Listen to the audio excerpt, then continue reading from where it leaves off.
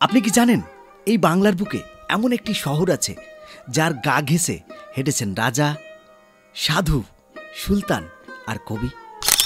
যে শহরের ইট এখনো ফিসফিস করে কথা বলে চলেছে বাংলার হারানো ইতিহাস নিয়ে।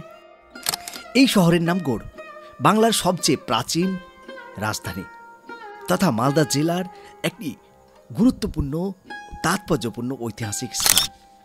৮০০ বছর আগেও এই মাটিতে ছিল জনজোয়ার, সোনার বাজার, সুলতানদের দরবার, কাব্য আর কারুকার্যের শিল্প।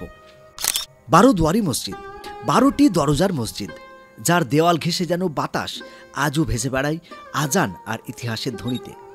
ফিরোজ মিনার, অনেকটা দিল্লির কুতুব মিনারের মতো, কিন্তু এই মিনারের প্রতিটি ইট যেন বলে আমি বিজয়ের প্রতীক। কিন্তু আজ এই রাজ্যহীন রাজধানী পড়ে আছে নিঃসঙ্গ, নীরব, প্রায় ভুলে যাওয়া ইতিহাসের পাতায়। এই গৌড়ই ছিল একদিন ভারতবর্ষের বাণিজ্য ও সংস্কৃতির অন্যতম কেন্দ্র। এখানে লেখা হয়েছিল রাজনীতি, প্রেম, যুদ্ধ আর বিশ্বাসঘাতকতার ইতিহাস।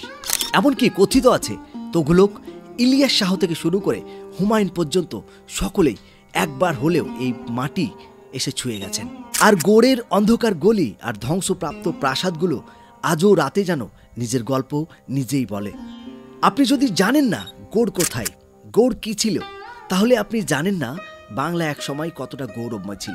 তাই বলি, একবার ঘুরে আসুন বাংলার হারানো রাজধানী থেকে। হয়তো আপনাকে সেই রাজধানী বা সেই রাজধানীর অধ্যায় আপনাকে ডাক দিচ্ছে।